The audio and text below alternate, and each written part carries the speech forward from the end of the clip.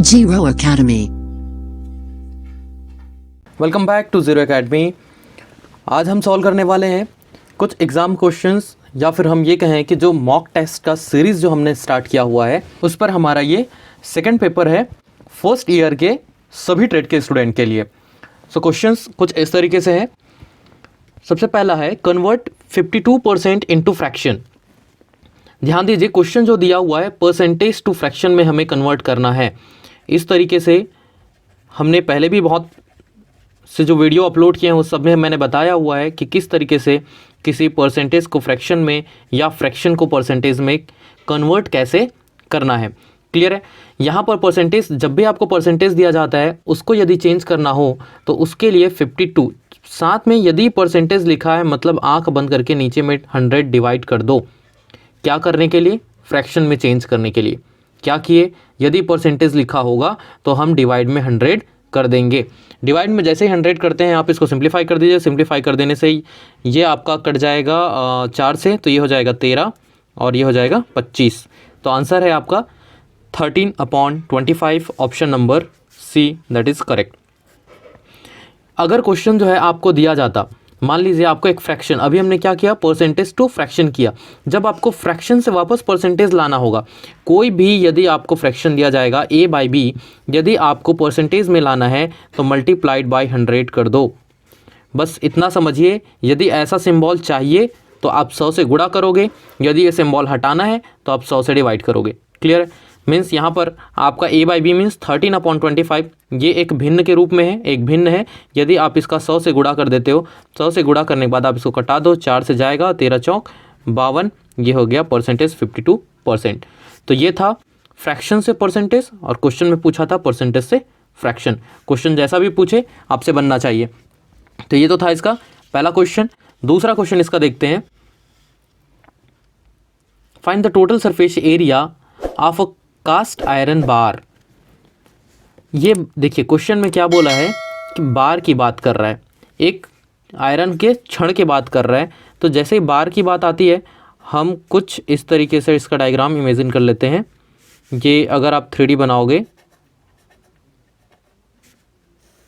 कुछ ऐसा, क्योंकि इसमें आपको दिया हुआ है लंबाई, चौड़ाई और ऊंचाई, तीनों चीज़ें दिया हुआ है। तो ये हो गया आपका h, ये हो गया आपका l लंबाई, और ये वाला जो है ये हो गया आपका b चौड़ाई। लंबाई, चौड़ाई और ये ऊंचाई, ये तीन चीज़ें हो गया। क्वेश्चन में पूछा है टोटल सरफेस एरिया ज्ञात कीजिए, पूर्ण पृष्ठीय क्षेत्रफल ज्ञात करना है। जब पूर्ण बोलता है मतलब ये है कि जो भी आपको ज्यामिति दिया गया है उसके पूरे सतह का, जैसे कि हमको ये वाले सतह, इसका क्षेत्रफल ज्ञात करेंगे।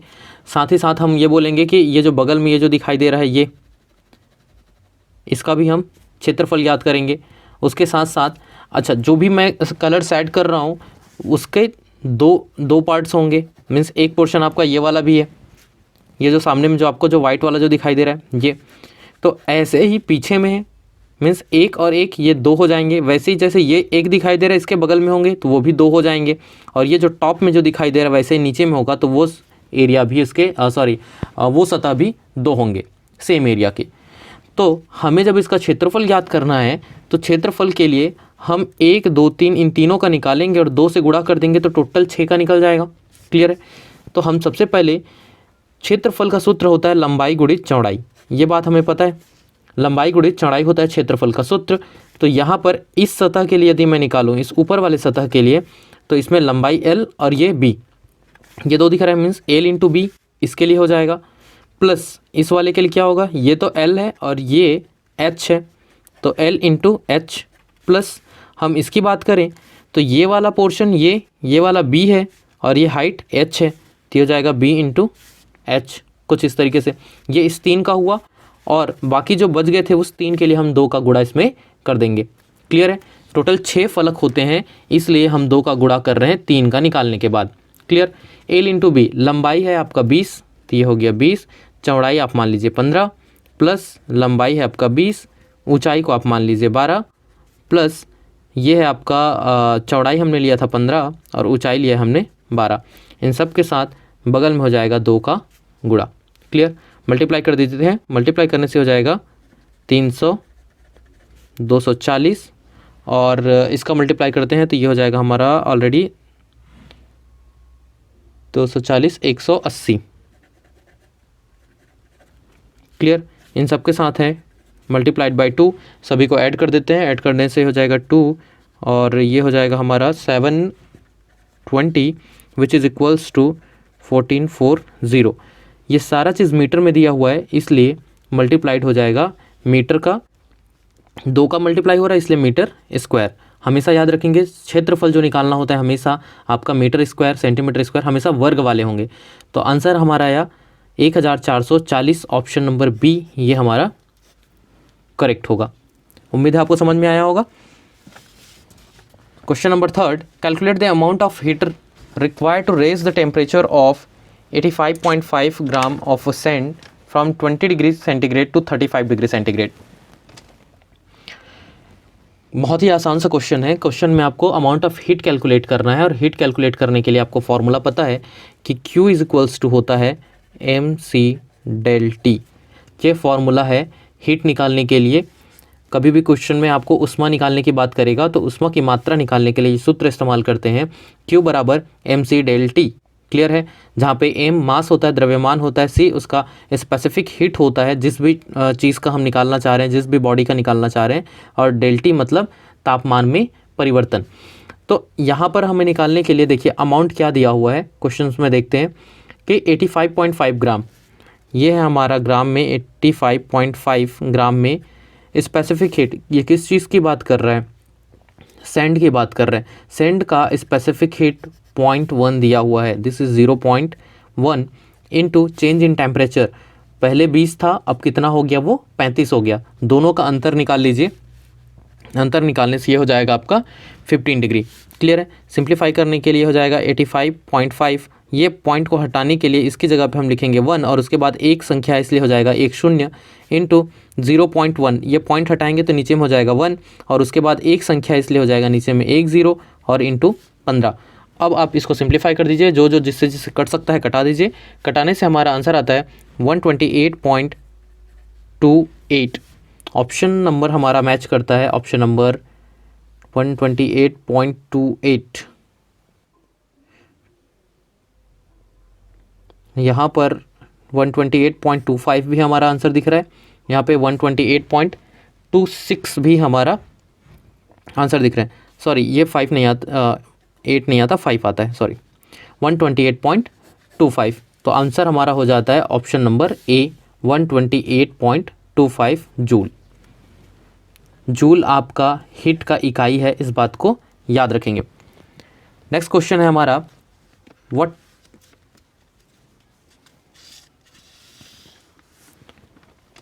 What is called if a body changes its position with respect to its surrounding? यदि कोई वस्तु अपने परिवेश के संबंध में अपनी स्थिति को बदलता है तो उसे क्या कहते हैं? बहुत ही आसान सा है। आपको पता होगा कि आप कभी भी किसी भी बॉडी को आप तभी रेस्ट में है या मोशन में है आप तभी कह सकते हो जब अपने सराउंडिंग के रिस्पेक्ट में उसके पोजीशन में चेंजेस आता है। जैसे कि हम बात करें कि एक व्यक्ति अभी यहाँ पर था और बाद में यहाँ पर चला गया, तो हम इसलिए हम ऐसा कह पाएंगे कि ये मूव किया, गति किया, क्योंकि पहले ये जो दो एक्सिस हैं एक्स और वाई, इसके सापेक्ष में देखें तो इसकी स्थिति x1 y1 था, मतलब इससे दूरी और इससे जो दूरी था वो अलग था। लेकिन बाद में देखेंगे तो इससे जो दूरी है एक्स एक्सिस और वाई एक्सिस से, वो दोनों बदल जाएंगे। तो किसी न किसी एक चीज़ से यदि हम तुलना करते हैं तब उसकी स्थिति में यदि परिवर्तन आ रहा है, इसका मतलब वो बॉडी किस में है? मोशन में है। अगर उसके पोजीशन में चेंजेस नहीं आ रहा है तो वो किस में होता है? रेस्ट में। लेकिन यहाँ पे क्या बोल रहे हैं? Position with respect to surrounding change हो रहा है, चेंज हो रहा है, मतलब आंसर क्या हो जाएगा? Body at motion. क्लियर है। कभी भी ध्यान रखेंगे किसी भी ऑब्जेक्ट का हम तभी कह पाएंगे कि वो गति में है या नहीं है, कब? जब उसके आसपास के सापेक्ष में उसका स्थिति जो है, उसका पोजीशन जो है, यदि वो चेंज हो रहा है, तभी आप कह सकते हो कि कोई भी वस्तु जो है या कोई भी व्यक्ति जो है वो गति में होगा, अदरवाइज नहीं होगा। मतलब आप ये मान लीजिए कि पूरा ऐसा बर्फीला एरिया है जहाँ तक कुछ भी चीज़ ऐसा उभरा हुआ नहीं है जिससे आप किसी चीज़ को तुलना कर सको।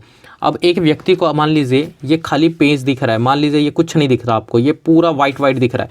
अब एक बिंदु यहाँ पे है, अब मान लीजिए आप बाद में नहीं देख पाए और ये बिंदु बाद में इधर डॉट कर दिया गया, आपसे बोला कि क्या ये मूव किया, आपको कैसे पता चलेगा? अभी आप ये इसलिए कह सकते हैं कि ये यहाँ से यहाँ मूव किया, क्योंकि अभी आपको ये इनके पास से कंपेयर करने का मौका मिल रहा है कि हाँ अभी ये इसके पास में है, पहले ये इससे दूर में था। या आप इससे कंपेयर कर सकते हो कि पहले इससे पास था, अब ये दूर हो गया। तो जब तक आप किसी चीज़ से कंपेयर नहीं करोगे सराउंडिंग की किसी भी वस्तु से, मीन्स फ्रेम ऑफ रेफरेंस यदि आपके पास नहीं है, तो आप कभी भी नहीं बता पाओगे कि कोई वस्तु जो है वो गतिशील है या फिर विराम अवस्था में है। बात समझ में आ रही है आपको? अगला क्वेश्चन जो होगा हमारा, what is the ratio between the distance moved by the effort to the distance moved by the load. ये हमारा lever and simple machines topic का क्वेश्चन है। सो यहाँ पर रेशियो बोला गया है डिस्टेंस मूव, प्रयास द्वारा चलित दूरी और भार द्वारा तय की गई दूरी।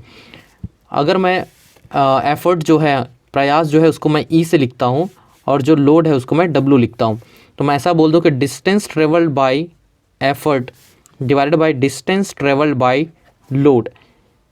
एफर्ट आप ई से दर्शा सकते हैं या ज़्यादातर इसको पी से भी रिप्रेजेंट किया जाता है, तो आप इसको पी से लिख लीजिए। तो D P upon D W मतलब क्या है? एफर्ट के द्वारा चली गई दूरी, और ये क्या है? लोड द्वारा तय की गई दूरी। तो ये जो रेशियो जो होता है, अनुपात जो होता है, इसको बोलते हैं हम लोग वेलोसिटी रेशियो। करेक्ट है, आंसर होता है हमारा वेलोसिटी रेशियो। इसके साथ साथ आपको इसमें ऑप्शन दिया गया मैकेनिकल एडवांटेज के बारे में। मैकेनिकल एडवांटेज ध्यान रखेंगे, मैकेनिकल एडवांटेज जो होता है इसके लिए यदि हमें कैलकुलेट करना होगा कभी भी मैकेनिकल एडवांटेज, तो ये होता है हमारा आउटपुट अपॉन इनपुट। आप ऐसे याद रखिएगा, आउटपुट अपॉन इनपुट। जब भी आपने ये टॉपिक का वीडियो देखा होगा या पढ़ा होगा तो आपको पता है कि इसमें आउटपुट क्या होता है, जो लोड हमें जो उठाना है वो हमारा आउटपुट होता है, और इनपुट मतलब जो हम उसमें एफर्ट लगा रहे हैं, तो W बाई पी। तो W बाई पी जो होता है ये फॉर्मूला होता है मैकेनिकल एडवांटेज का। लेकिन डिस्टेंस ट्रेवल्ड बाई एफर्ट या डिस्टेंस ट्रेवल्ड बाई लोड, इन दोनों का अनुपात जो होता है वो होता है velocity ratio. Option number B. Third दिया हुआ है इसमें एफिशिएंसी के बारे में, तो आप इन दोनों से रिलेटेड एफिशिएंसी का फॉर्मूला भी जान लीजिए, क्योंकि ये एग्जाम में पूछा जाता है। एफिशिएंसी परसेंटेज यदि आपको निकालना है तो एफिशिएंसी इज इक्वल्स टू हो जाता है डायरेक्टली अगर आप इन दोनों आपको ये वैल्यू अगर दिया गया है तो mechanical advantage divided by velocity ratio into यदि आप 100 कर देते हो तो ये आपका एफिशिएंसी का प्रतिशत फॉर्मूला बताता है। इस पर बेस्ड न्यूमेरिकल क्वेश्चन हमने सॉल्व किया हुआ है, वो वीडियो अपलोडेड है, आपने देखा ही होगा। अगला क्वेश्चन देखते हैं, what is the height of AC। ये जो डायग्राम दिख रहा है, इस डायग्राम में AC का हाइट पूछा जा रहा है। क्लियर है? अब ये है आपका डायग्राम ABC, ये 100 मीटर और ये दिख रहा है आपका 60 डिग्री। क्लियर है? ये 90 डिग्री है, मतलब ये क्या है? एक राइट एंगल ट्रायंगल है, समकोण त्रिभुज है। और जब भी समकोण त्रिभुज दिया जाता है, आपको पता है कि आप वहाँ पर आंख बंद करके क्या लगा देते हो? त्रिकोणमिति का नियम। त्रिकोणमिति का नियम लगाने के लिए आपको पता है कि ये क्या है? अगर ये कोण थीटा दिया है, अगर ये थीटा है तो ये हमारा एडजेसेंट साइड है, ये इसका अपोजिट साइड है, और ये आपका हाइपोटेनस होता है, कर्ण जो होता है। मतलब ये लंब है, ये भुजा और ये कर्ण, कुछ इस तरीके से। आपको यदि ये निकालना है AC, ये वाला वैल्यू आपको फाइंड करना है। दूसरा ये दिया है तो इन दोनों का अनुपात निकाल लो। तो अनुपात जो होता है लंब बटा आधार जो होता है, this much is equals to होता है tan थीटा। क्लियर? लंब का वैल्यू AC का वैल्यू आपको नहीं पता, डिवाइडेड बाय AB, ये है आपका 100 metre is equals to tan का वैल्यू है 60 डिग्री। क्लियर? tan 60 का वैल्यू आपको पता होगा कि this much is equals to होता है √3। AC इज इक्वल्स टू, आप पक्षांतर कर दीजिए, पक्षांतर करने से this much is equals to 100 √3 metre. अब √3 क्योंकि ऐसा ऑप्शन में आपको दिख नहीं रहा है, तो √3 का वैल्यू आपको पुटअप करना पड़ेगा कि √3 का वैल्यू क्या होता है। और उम्मीद है आप इतना तो बेसिक जानते ही होगी कि √3 का वैल्यू जो होता है 1.73 ये होता है, इनटू में है आपका 100। अगर इसको और आगे लेके जाओगे तो ये हो जाता है 1.732 इंटू 100।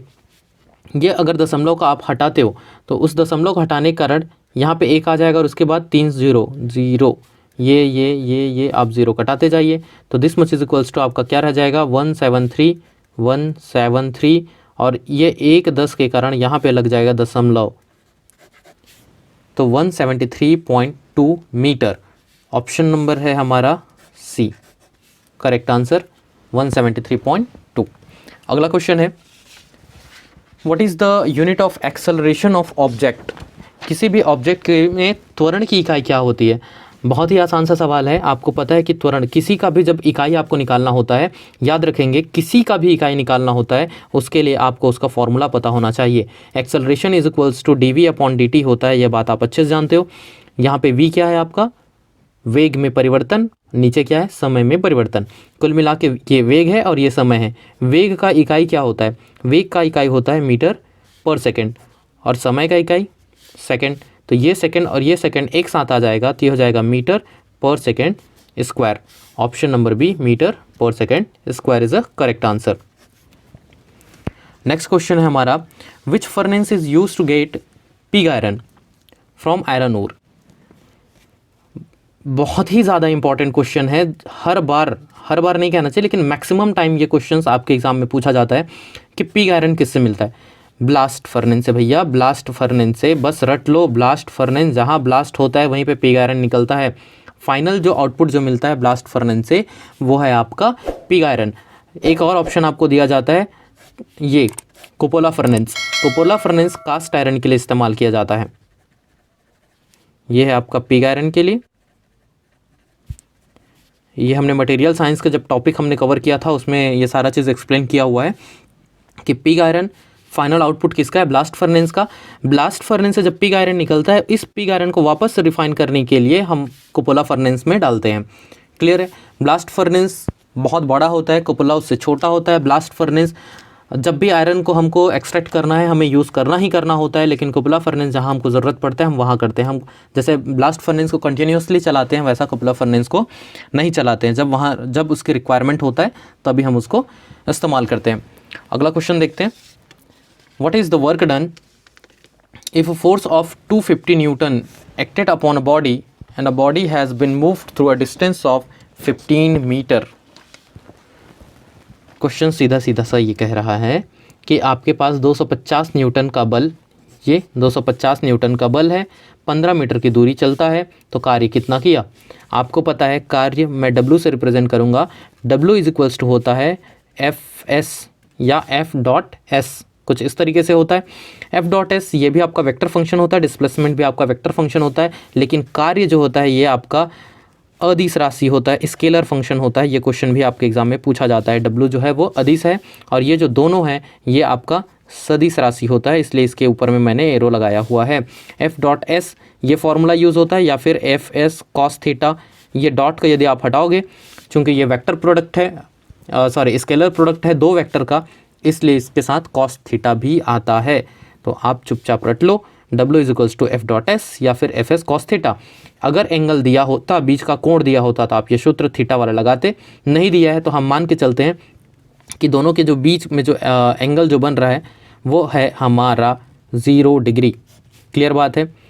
तो यहाँ से this much is equals to, मतलब हम ऐसा मान लेते हैं कि ये आपका ये ऑब्जेक्ट है और इसको हम ऐसे खींच रहे हैं। ठीक है, ये हम एफर्ट लगा रहे हैं और इसका जो मास का जो वेट है W वो किधर जाएगा, नीचे, मतलब mg जो है वो नीचे की ओर जाएगा। ठीक है, ये हम इसको बस ऐसे खींच रहे हैं। तो यहाँ से आपको देखिए डिस्टेंस कितना मूव कर रहा है, डिस्टेंस का डायरेक्शन 15 मीटर, इधर खींच रहे हैं तो इधर ही जाएगा। तो ये हमारा S और ये हमारा F दोनों एक ही डायरेक्शन में है, मीन्स दोनों के बीच का कोण कितना हो जाएगा, theta is equals to 0 degree. This much is equals to F है हमारा 250 इंटू डिस्प्लेसमेंट है हमारा 15। मतलब हमको करना क्या था यहाँ पे, कुछ नहीं, सीधा सीधा मल्टीप्लाई कर देना है। This much is equals to ये हो जाएगा हमारा 3750, और चूंकि ये कार्य है इसलिए इकाई आपका आएगा जूल में, क्योंकि ये आपका न्यूटन दिया हुआ है और ये आपका मीटर दिया हुआ है। तो न्यूटन मीटर जो होता है वही जूल के बराबर होता है। तो या तो न्यूटन मीटर दिया होता है यूनिट में, या तो फिर क्या देगा, जूल। याद रखिएगा 1 newton metre is equals to 1 joule होता है। कंफ्यूज नहीं होंगे इस चीज़ के लिए। ऑप्शन आपका जो है इसमें मैच कर रहा है 1750, इसमें तो कुछ मैच नहीं कर रहा है। 1720, 1730, 1740, और लास्ट में क्या बोल दिया, change in momentum divided by time, ऐसा। ठीक, तो इसमें से कोई भी ऑप्शन आपका करेक्ट नहीं है। आंसर आपका क्या होगा 3750। निम्मी के अकॉर्डिंग जो उसमें ये जो टेस्ट सीरीज़ वो कंडक्ट जो किया था उसके अकॉर्डिंग ये आंसर लिया हुआ है change in momentum divided by time. लेकिन क्वेश्चन तो सीधा सीधा व्हाट इज़ वर्क डन पूछ रहा है और आपको डायरेक्ट वैल्यू दिया हुआ है, तो आपको तो आंसर करेक्ट ऐसा देना चाहिए। और ऑप्शन ये क्या बोल रहे हैं, change in momentum with respect to time. Clear है। तो क्वेश्चन नंबर हम आगे बढ़ते हैं क्वेश्चन नंबर 10 की ओर। What is the current. Current निकालने के लिए आपको दिया हुआ है आर दिया हुआ है और वी का वैल्यू दिया हुआ है। आप सीधा सीधा ओम्स का नियम जानते हैं, V is equals to I R होता है। आर निकालना है, यदि सॉरी आर तो दिया हुआ है, हमको निकालना आई है, तो आर इज इक्वल्स टू हो जाएगा V divided by I. V है 220 डिवाइडेड बाई आपका सॉरी हमको आई निकालना है, आई तो ये आर डिवाइड करेंगे, ठीक है। आई निकालना है तो आर को पक्षांतर करेंगे, डिवाइड होगा। आर का वैल्यू दिया हुआ है हमको 50, तो बहुत प्यार से हम इन दोनों को काट देंगे। काटने से हो जाएगा आपका 5 चौक 20, फिर 2 आ जाएगा, फिर चौक 20 कर दोगे आप, तो 4.4 एम्पेयर। कुछ इस तरीके से आपका आंसर आ जाएगा करेंट का। बहुत आसान था। अगला क्वेश्चन है, a motorcycle tyre is sold for 300 rupees, what is the purchase price if 25% profit is added to it. जो क्वेश्चन है, एक मोटरसाइकिल के टायर को 300 में बेचा जाता है। बेचा जाता है मतलब क्या हुआ, ये selling price, SP selling price. 25% का लाभ होता है, मतलब प्रॉफिट परसेंट कितना दिया है 25%। तो खरीद मूल्य क्या है, खरीद मतलब उसका कॉस्ट प्राइस क्या है, ये हमें क्वेश्चन में पूछा गया है। अब समझिए, हमेशा जब भी हम परसेंटेज की बात करते हैं, याद रख लो, जब भी हम परसेंटेज की बात करते हैं, कॉस्ट प्राइस जो होता है उसको हम 100% के बराबर मानते हैं। ठीक बात है कि जितने में मैंने खरीदा वही मेरा 100% था। अब उसमें मैं जो भी अगर फ़ायदा में बेचूंगा मतलब 100 से ज़्यादा परसेंटेज में बेचूंगा, अगर मैं घाटे में बेच रहा हूँ मतलब 100 से कम परसेंटेज में बेचूंगा। ठीक, तो कॉस्ट प्राइस जो रहता है हम उसको 100% मान के चलते हैं। क्वेश्चन के हिसाब से यदि हम देखें तो उसने 25% प्रॉफिट में बेचा। इसका मतलब क्या है कि 100 में तो वो ख़रीदा था और 25% और फ़ायदा ले लिया, मतलब वो कितने में बेच रहा है 125 में। बात समझ में आ रही। 100 में वो ख़रीदा था, जितना वो ख़रीदा, सीपी मतलब ख़रीदा, अब इसमें वो प्रॉफिट डाला और उसके बाद फिर उसको बेच दिया। ठीक, तो पहले था उसका 100%, 25% प्रॉफिट में वो बेचा, तो पहले का 100 और अभी का 25, तो टोटली कितना हो गया 125%। तो 125% में वो बेचा और ये है परसेंटेज में, लेकिन रुपए में कितना है वो 300। क्वेश्चन में पूछा है उसका क्रय मूल्य क्या है, मतलब 25% का मान मुझे 300 रुपये दिया हुआ है, लेकिन ये 100% का मान कितना होगा वो ये पूछ रहा है। तो भैया जिसका मान ज्ञात करना है उसको ऊपर में रख दो, जिसके सापेक्ष ज्ञात करना है उसको नीचे में रख दो, ऐसा है। लेकिन मैं ये गलत लिखा हूँ। क्यों गलत लिखा हूँ, क्योंकि भैया मुझे 125% का मान ज्ञात नहीं करना है। 125% का मान तो 300 रुपये दिया हुआ है, मुझे ज्ञात करना है 100% का मान। किसके सापेक्ष, 125% के सापेक्ष, क्योंकि 125% का वैल्यू है वो है 300। जिसका ज्ञात करना है ऊपर में, जिसके सापेक्ष ज्ञात करना है उसको नीचे में, और जो नीचे में जो भी वैल्यू आप रखते हो उसका वैल्यू क्या दिया हुआ है उसको आप यहाँ पे लिखते हो। मतलब ये प्रतिशत मान में है तो उसका रुपए में मान कितना है उसको आप गुणा कर देते हो। बस 25 4 25 5 5 6 0 6 चौक 24 200। ये चूंकि रुपए में है तो आंसर हमारा किस में आएगा, रुपए में। Option number C that is correct. या तो आप इसको ऐसे निकाल लो, ठीक है, या तो फिर आप इस चीज़ को कैसे निकाल सकते हो कि भाई आप इसको सिंपली ऐसे बोल सकते हो कि जो भी क्रय मूल्य था वो मेरा 100% था, तो क्रय मूल्य का 125% जो होगा, 25% प्रॉफिट कमाया ना, तो क्रय मूल्य का 125% जो था वही है 300 रुपये के बराबर। आप सीपी बराबर क्या है इसको पक्षांतर कर दो, फिर वही सेम कैलकुलेशन आएगा, आंसर आपका आ जाएगा 240। मैंने जब प्रॉफिट एंड लॉस का जब भी आपको कवर कराया हुआ था उसमें एक ही क्वेश्चंस को कितने डिफरेंट तरीके से हम बना सकते हैं और कितने आसान तरीके से बना सकते हैं ये मैंने आपको बताया हुआ है। तो अगर आप में से किसी ने भी भाई साहब ने नहीं देखा है तो वो जाकर ज़रूर देखें। क्वेश्चन नंबर 12 है आपका, what is the potential energy in a body of a mass 10 kg kept on the top of a pole 20 metre height. है आसान सा क्वेश्चन। क्या बोला, मास आपको दे दिया हुआ है, mass is equals to 10 kg, ये है आपका 10 kg, करेक्ट है। उसके बाद फिर बोल रहा है हाइट कितना है, h इज इक्वल्स टू बोल दिया है 20 मीटर। निकालना क्या है, पोटेंशियल एनर्जी। भाई सीधी सी बात है, पोटेंशियल एनर्जी का सूत्र आप जानते हो, mgh होता है, m मतलब द्रव्यमान जो कि है आपका 10 किलो, गुणा g acceleration due to gravity 9.81 आप जो लेते हो, h का वैल्यू है 20। क्लियर है। ये दशमलव यदि आप हटाओगे तो इसकी जगह पे नीचे में आ जाएगा 1, इसके बाद 2 संख्या तो 2 शून्य, 1 0 यहाँ से कटा दो, 1 0 यहाँ से कटा दो, 2 से गुणा कर दो, 2 8 दूनी 16 और 9 दूनी 18 और 1 19। एनर्जी, कार्य, सबका इकाई क्या होता है, फिर से मैं कह रहा हूँ, कार्य और ऊर्जा इन दोनों का इकाई क्या होता है, या हीट, ये सब क्या है, जूल। तो आंसर किस में आएगा, joule. 1962 joule, option number C is the correct answer. Clear है। पोटेंशियल एनर्जी का फॉर्मूला mgh होता है, काइनेटिक एनर्जी का जो फॉर्मूला है वो होता है 1/2 mv²। ये फॉर्मूला याद रखिएगा, इस पर बेस्ड भी न्यूमेरिकल क्वेश्चंस पूछे जाते हैं। अच्छा, इस क्वेश्चन में देखिए क्या हुआ है, इंग्लिश में 10 kg दिया हुआ है, लेकिन हिंदी में वहीं पे 250 किलोग्राम द्रव्यमान दिया हुआ है। मतलब एम का जो वैल्यू है इंग्लिश में 10 लिखा है, लेकिन हिंदी वाले में ये 250 लिखा हुआ है। लेकिन अगर आप 250 से बनाओगे तो फिर इसमें से कोई भी आंसर मैच नहीं करेगा, क्योंकि 10 और 250 में बहुत ज़्यादा का डिफरेंस है, और आपके ऑप्शंस 1962 के आसपास में ही है। क्लियर है।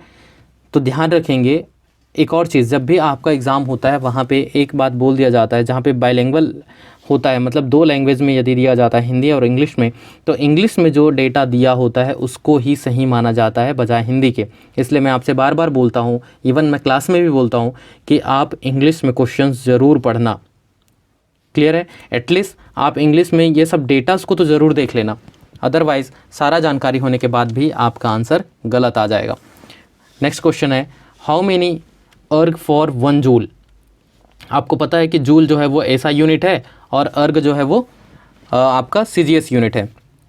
जूल SI यूनिट बोलिए या फिर MKS यूनिट है, और अर्ग जो है CGS यूनिट है। MK और CGS के बीच में रिलेशन पूछा है, तो 1 जूल जो होता है वो होता है आपका 10⁵ अर्ग के बराबर। ऑप्शन नंबर है आपका बी। ये 105 दिख रहा है, एक्चुअल में 5 जो है उसके पावर में है, तो 10⁵ अर्ग होता है। Which among the following is an insulator. अब इससे आसान प्रश्न आपके क्या हो सकते हैं कि कॉपर, एल्युमिनियम और सिल्वर जो है, ये आपको पता है कि ये तीनों तो मेटल हैं, और मेटल कभी भी क्या नहीं होते, इंसुलेटर नहीं होते। मेटल जो होते हैं आपके कंडक्टर होते हैं, तो ये तो आपके सारे कंडक्टर हैं, तो बच गया आपका मिका, और ये क्या है आपका insulator. That is a correct answer. Which is equals to sine Q. Next question है आपका, साइन क्यू या साइन थीटा किसके बराबर होता है। ऑप्शन आपको दिया हुआ है, क्योंकि यहाँ पे कोई डायग्राम नहीं दिया है, आपको डायग्राम नहीं दिया है तो आप बना लो। ये रहा मान लीजिए आपका डायग्राम, एक राइट एंगल ट्रायंगल आपको बनाना होता है। राइट एंगल मान लीजिए यदि आप इसको थीटा मानते हो, तो सबसे पहले तो आप ये समझ जाओ कि अगर ये थीटा है तो उसके साथ वाले साइड को क्या बोलते हैं। आपने हमेशा पढ़ा होगा कि लंब बटा आधार, हाइपोटेनस अपॉन, ये कुछ ऐसे ही पढ़ा है। तो आप इस बात को समझिए कि जिसके साथ थीटा लगा होता है, ये थीटा जिसके साथ लगा है, तो ये तिरछा वाला तो फिक्स है आपका हाइपोटेनस होता है, ये आप जानते हो। लेकिन उसके अलावा इस थीटा के साथ जो साइड जो लगा होता है, इस भुजा को, इस वाले भुजा को हम कहते हैं एडजेसेंट साइड, आसन्न भुजा जो बोलते हैं ना, ये आसन्न भुजा, ये आसन्न भुजा है। और इसके ऑपोजिट, ये इसके उल्टी दिशा में है, ये इसके ऑपोजिट पे, इसलिए हम इसको बोलते हैं ऑपोजिट साइड। ये है हमारा ऑपोजिट साइड। क्लियर है। तो साइन थीटा यदि आप इसके हिसाब से देखोगे तो साइन होता है ये अपॉन ये। क्लियर। मतलब क्या होता है, परपेंडिकुलर अपॉन हाइपोटेनस। तो यहाँ पे परपेंडिकुलर नहीं लिखा है, इसलिए आपको समझना होगा कि अपोजिट साइड किसको लिख रहा है या एडजेसेंट साइड किसको बोला जाता है। क्लियर। तो इसके हिसाब से परपेंडिकुलर कौन सा है, ये अपोजिट साइड। तो अपोजिट साइड अपॉन हाइपोटेनस जो होगा, अपोजिट साइड अपॉन हाइपोटेनस जो है, यही हमारा साइन थीटा का वैल्यू होगा। क्लियर। अगर ये थीटा चेंज हो जाता, अगर थीटा यहाँ पर को लेता, याद रखिएगा, अगर थीटा इसको ले देते तब की कंडीशन में ये तो हाइपोटेनस रहता, लेकिन ये आपका आसन्न भुजा हो जाता और ये आपका ऑपोजिट साइड हो जाता। बात समझ में आ रही है। और अगर इस केस में यदि आपको साइन थीटा निकालना होता तो उस केस में फिर आप सेम यही नहीं लेते, आप ये अपॉन ये ही लेते, मतलब साइन थीटा का फॉर्मूला तो यही आएगा, अपोजिट अपॉन हाइपोटेनस, लेकिन ये भुजा बदल जाता। ठीक है, ये थीटा का बहुत ज़्यादा वैल्यू है, मतलब उससे बहुत ज़्यादा फ़र्क पड़ता है, इस बात को ध्यान पे रखिएगा। बस जो रट लिए हैं वहीं पर वहाँ पुटअप कर देना है, ऐसा नहीं है। ठीक, अगला क्वेश्चन है question number 16, what is the melting point of mercury. Mercury जो है इसका मेल्टिंग पॉइंट जो होता है वो 38.82 लगभग होता है। आपका ऑप्शन जो है 72 दिया हुआ है, तो ये करेक्ट है, माइनस साइन के साथ, माइनस साइन के साथ ही होता है, -38 पॉइंट, कहीं पे आपको 82 या 83 भी मिलता है, बट यहाँ पे 73 दिया है, तो अप्रोक्सीमेटली यही करेक्ट आंसर है हमारा। अगला क्वेश्चन है, which type of heat transmission takes place through physical contact. Physical contact के थ्रू, ये जो हीट एंड टेम्परेचर वाला जो टॉपिक है ये हमने बहुत अच्छे से किया हुआ है। मैं बार बार कहता हूँ कि जब भी कंडक्शन, फिजिकल कांटेक्ट की जब बात आती है, जब डायरेक्ट कांटेक्ट में बात आता है तो वो होता है कंडक्शन, जब लिक्विड वाली बात आती है, फ्लो वाली बात आती है, ठीक है, तो वो हो जाता है कन्वेक्शन, और बिना कोई मीडियम के यदि कभी पूछा जाता है, रेड हॉट टेम्परेचर की बात किया जाता है, तो वो हो जाता है हमारा रेडिएशन। क्लियर है, रिफ्लेक्शन तो इसके आसपास आता ही नहीं है, क्योंकि मोड ऑफ हीट ट्रांसमिशन केवल 3 ही टाइप के होते हैं, इन 3 तरीके से ही हीट का ट्रांसमिशन होता है। क्वेश्चन ये भी पूछा जाता है कि हीट ट्रांसमिशन कितने तरीके से किया जाता है, तो 3 तरीके से होता है, पहला कंडक्शन, दूसरा कन्वेक्शन और तीसरा होता है रेडिएशन। फिजिकल कॉन्टैक्ट बोलेगा तो आपका आंसर कंडक्शन ही आएगा। और बेहतर एग्जाम्पल और बाकी एक्स्ट्रा समझना है आपको तो ये वाला वीडियो जो हमारा हीट एंड टेम्परेचर का आप ज़रूर देखिएगा। क्वेश्चन है next, how much quantity of heat is required. Heat निकालने के लिए सेम वही फॉर्मूला आपको तो मैंने बताया था ना, हीट निकालना है Q, तो Q इज इक्वल्स टू क्या होता है mc∆T, यही तो फॉर्मूला है हीट के लिए। m का वैल्यू कितना दिया देखिए 120 लीटर, ये लीटर के स्टम्प पे से है, आप परेशान नहीं होना kg में कैसे करें, जो लीटर में दिया आप लीटर में ही लीजिए, क्योंकि आपका ऑप्शन उसी के हिसाब से दिया जाता है। C आपको दिया हुआ है, C या S स्पेसिफिक हीट, ये आपको दिया 4.2 into change in temperature, temperature पहला 85 है और ये 20 है, दोनों को घटा दो, 80 में से 20 घटा दो तो ये हो जाएगा आपका 65, करेक्ट है। अब ये 0.2 के इस पॉइंट को यदि आप हटाओगे तो इसके जगह पे आ जाएगा 1 और इसके बाद एक संख्या है इसलिए हो जाएगा 1 0। क्लियर, अब आप इसको यहाँ से और यहाँ से ऐसा इस तरीके से कटा सकते हैं। कटाने के बाद हम इसको मल्टीप्लाई कर देते हैं, 65 वाले को पहले मल्टीप्लाई कर देते हैं किससे, 12 से, ज़्यादा आसान हो जाएगा, 12 पंचे 60 करके ये हमारे लिए थोड़ा आसान हो जाएगा, 0 8 7 और ये बच गया हमारा 42, सिंप्लीफाई कर देते हैं, विच इज़ इक्वल्स टू 32760, ये है हमारा जूल में, क्योंकि Q का जो वैल्यू आता है वो जूल में आता है, ये बात आपको अच्छे से पता है, ये है जूल में। आंसर जो हमको जो बोला है वो बोला है किलो जूल में, किलो जूल मतलब किलो मतलब 1000, तो 1000 से हमको इसको भाग देना पड़ेगा, तो 1 2 3 0, तो 1 2 3 संख्या छोड़ देना है, तो इसका मतलब क्या हो जाएगा हमारा, this much is equals to 32.76 kilo joule, and that is the correct answer for this question. What is the name of temperature measuring instrument. ये जो आपको डायग्राम दिख रहा है, इस डायग्राम का नाम बताना है कि ये कौन से टाइप का टेम्परेचर मेजरिंग इंस्ट्रूमेंट है। टेम्परेचर या तापमान को मापने का जो उपकरण जो होता है, जैसे कि वेपर प्रेशर थर्मोमीटर है, बाईमेटेलिक थर्मोमीटर है, रेडिएशन पैरोमीटर है और थर्मोइलेक्ट्रिक पैरोमीटर है, ये आपके ऑप्शंस दिए हुए हैं। आपका जो इमेज जो दिखाई दे रहा है ये इमेज है बाईमेटेलिक थर्मोमीटर का। ये जो ऊपर में जो डिब्बा जो बना हुआ है ये आपका, ये वाली जो चीज़ें हैं ये एयर वेंट के लिए होता है, और ये जो ये स्प्रिंग जैसा ऐसा स्पाइरल जो बना हुआ है यही स्पाइरल है आपका बाईमेटेलिक स्पाइरल।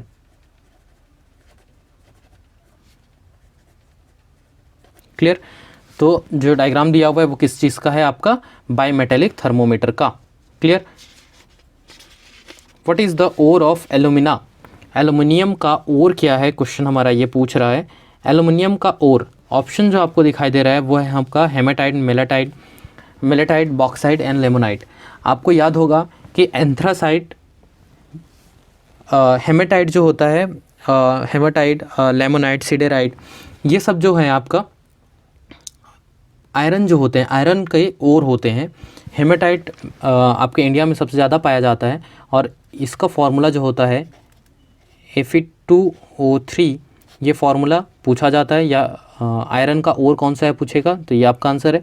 लेकिन क्वेश्चन यहाँ पे किस चीज़ का पूछ रहे हैं, एल्युमिनियम का। एल्युमिनियम का आंसर होता है बॉक्साइट, मतलब बॉक्साइट से हम एल्युमिनियम एक्सट्रैक्ट करते हैं, एल्युमिनियम निकालते हैं। बॉक्साइट जो है, बॉक्साइट का फॉर्मूला भी आपका पूछा जाता है एग्जाम में, और फॉर्मूला इसका होता है Al2O3.2H2O। ये वाटर मॉलिक्यूल्स भी इसमें होते हैं, मतलब Al2O3 के साथ साथ 2H2O जो बॉक्साइड होता है उसका ये फॉर्मूला है।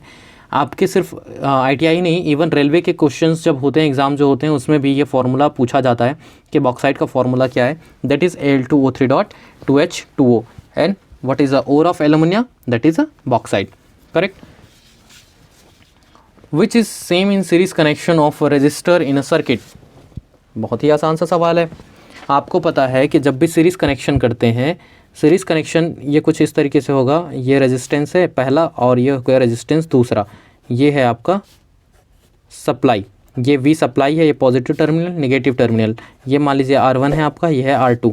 यहाँ से जो करंट जाएगा, करंट कुछ इस तरीके से जाएगा, वो यहाँ पहुँचेगा। अब भाई इसके लिए तो एक ही रास्ता है, तो ये I करंट यहाँ से भी गुजरेगा और यही I करंट यहाँ से भी गुजरेगा, मतलब जो करंट जो है जो R1 में था वही R2 में भी रहेगा। क्वेश्चन में क्या पूछा है, सेम इन सीरीज़ कनेक्शन क्या होगा, सेम क्या होता है, तो जो करंट जो होता है वो सेम होता है, विद्युत धारा जो होता है वो सीरीज़ कनेक्शन में सेम होता है। ये किसकी बात कर रहे हैं, सीरीज़। तो सीरीज़ की बात करें तो करंट जो होगा वो सेम होगा, पोटेंशियल जो होगा वो डिफरेंट होगा। इसके लिए पोटेंशियल ड्रॉप अलग होगा, इसके लिए अलग होगा। लेकिन वहीं पे हम यदि R2 and supply voltage V, अगर पैरेलल कनेक्शन कुछ इस तरीके से होगा, तब के कनेक्शन में यदि यहाँ से पॉजिटिव टर्मिनल से करंट जो जाएगा वो यहाँ पर इसके पास दो रास्ते बन जाते हैं। तो इस कारण ये जो करंट I है यहाँ पर से I1 फ्लो होगा और दूसरे वाले से I2 फ्लो होगा, मतलब जो एक करंट जा रहा था अब वो इन दोनों रास्तों में डिवाइड हो जाएगा। इसका मतलब R1 पे अलग करंट जाएगा और R2 पे अलग करंट जाएगा। तो यहाँ से ये समझ में आया कि करंट जो होता है, पैरेलल की बात करें, ये था सीरीज़, अब पैरेलल की यदि हम बात करते हैं तो इसमें करंट जो रहता है वो डिफरेंट होता है। लेकिन ये दोनों R1 एंड R2 का जो कनेक्शन पॉइंट है और फर्स्ट और लास्ट, ये दोनों टर्मिनल देखो एक ही जगह से जुड़ा हुआ है, इसलिए यहाँ पे जो पोटेंशियल जो रहता है वो सेम होता है। तो ध्यान रखिएगा, एक सेम होता है और दूसरा डिफरेंट होता है। पैरेलल कनेक्शन में देखेंगे तो किसी आप एक को याद रख लो, जैसे करंट रखना ज़्यादा आसान है, तो देखिए करंट जो है इसमें डिफरेंट होता है तो वोल्टेज सेम होगा। वैसे ही सीरीज़ के केस में बात करें तो करंट सेम होता है तो वोल्टेज जो है वो डिफरेंट होगा। ये था। अगला देखते हैं question number 22, what is the value for specific heat of water. ये बार बार ये क्वेश्चंस पूछा जाता है और ये हमने बहुत अच्छे तरीके से एक्सप्लेन भी किया हुआ है कि स्पेसिफिक हीट ऑफ वाटर जो होता है ये कैलोरी में यदि दिया गया है तो ये 1 आता है, 1 कैलोरी पर ग्राम पर डिग्री सेंटीग्रेड। अगर ऐसा दिया हुआ है इसलिए ये 1 लिखा जाता है। अगर ये यूनिट यदि चेंज हो जाता है तो ये आपका आंसर जो है 4.2 किलो जूल पर केजी पर डिग्री सेंटीग्रेड। अगर किलो जूल में देगा तब ऐसा होगा, अगर कैलोरी पर ग्राम में देगा तो आंसर हमारा 1 होगा। जनरली आपको ये वाला ही पूछा जाता है। Question number 23, what is the product of, दो आपको डेसिमल वैल्यू दिया हुआ है, इनका आपको गुणा करना है। सीधा सीधा सा है गुणा करने का सवाल। आपको 0.003 गुणा 0.5, आपको पता है कि जब भी डेसिमल में यदि दिया जाता है तो आप क्या करते हो, उसको फ्रैक्शन में कन्वर्ट कर लेते हो पहले। ठीक, फ्रैक्शन में जैसे ही कन्वर्ट करते हो तो ये क्या हो जाता है, 3 बटा इस दशमलव की जगह पे आ जाता है 1 और उसके बाद 1 2 3, तो ये आप 3 0 लगा लेते हो, मल्टीप्लाइड बाई 5 डिवाइड बाई ये डेसिमल के कारण 1 और उसके बाद एक डिजिट है इसलिए हो जाएगा 1 0। अब आप ऊपर का गुणा ऊपर से कर दीजिए और नीचे का गुणा नीचे के साथ। ऊपर से गुणा करेंगे तो 3 पंचे 15 और नीचे में यदि आप करोगे तो ये 3 0 है और उसके साथ एक और, तो ये हो जाएगा टोटल 4 0। अब ये क्या हो गया हमारा, ये डेसिमल था, अब आ गया फ्रैक्शन में, अब वापस हमें डेसिमल में लेकर जाना है। तो क्या करेंगे, कितना शून्य है नीचे, 1 2 3 4, तो ऊपर से 4 संख्या आप गिन लो, तो ये 5 और ये है 1, इसके बाद तो खत्म हो गया, तो उसके सामने लगा लो 0 और एक और 0, नहीं रहता तो हम ऐसा 0 लगा लेते हैं। टोटल 4 0 नीचे में थे इसलिए ऊपर में ही 4 डिजिट हमने ले लिया, उसके बाद हम लगाते हैं ये दशमलव और उसके सामने कुछ नहीं है तो 0, तो आंसर हो जाएगा 0.0015, 0.0015। ऑप्शन नंबर बी हमारा करेक्ट होगा। नेक्स्ट क्वेश्चन है हमारा, what is the equivalent pascal value for 1 बार। बार जो होता है आपका आपको पता है कि चाहे वो पास्कल की बात करें चाहे वो बार की बात करें, ये आपका यूनिट है प्रेशर का, दाब का इकाई है पास्कल और बार। एक्चुअल में पास्कल का जो मेज़रमेंट किया जाता है वो बैरोमीटर से किया जाता है, इसलिए उससे जो हमको रीडिंग जो मिलता है वो बार में होता है। लेकिन इसका एसआई यूनिट की यदि बात करेगा, एसआई यूनिट की यदि बात करेगा तो वो होता है हमारा पास्कल। करेक्ट है। इन दोनों के बीच में रिलेशन पूछा गया है। 1 बार इज इक्वल्स टू होता है 10⁵ पास्कल। पास्कल को पीए से लिखा जाता है। 1 bar is equals to 10⁵ pascal. अगला क्वेश्चन एंड लास्ट क्वेश्चन है हमारा, what is the ratio between the distance moved by the effort to the distance. ये तो सेम क्वेश्चन है, हमने कुछ देर पहले किया हुआ है। करेक्ट है। क्वेश्चन ने क्या किया है, यहाँ पे रेशियो पूछ रहा है distance moved by the effort और distance moved by the load, इसको बोलते हैं वेलोसिटी रेशियो। लेकिन यहाँ पे कोई वैल्यू नहीं दिया हुआ है। ठीक है, हो सकता है ये क्वेश्चन लेते समय इसमें कुछ गड़बड़ आया होगा कि यहाँ पे वैल्यू नहीं दिया गया है, क्योंकि हमारा आंसर तो डिजिट में दे रहा है, तो हो सकता है डिस्टेंस मूव्ड बाय ये इसका कुछ न्यूमेरिक वैल्यू दिया रहा होगा और इसका कुछ दिया रहा होगा। उन दोनों को हम डिवाइड कर देते तो हमारा ये आंसर आ जाता। और ये आंसर किसको शो कर रहा है, वेलोसिटी रेशियो को शो कर रहे हैं। ये हम पहले वाले क्वेश्चन में कुछ देर पहले अभी हमने डिस्कस किया हुआ है। तो अभी के लिए इस सीरीज़ में बस इतना ही। 25 क्वेश्चन हम देखते हैं, क्योंकि निम में 25 क्वेश्चन जनरेट करता है, ताकि आपका जो प्रैक्टिस जो है बहुत अच्छे तरीके से हो सके और उन्हीं क्वेश्चन का प्रैक्टिस हो सके जो आपके एग्ज़ाम में आना तय है। तो अभी के लिए बस इतना ही। Stay safe, keep learning. Thank you.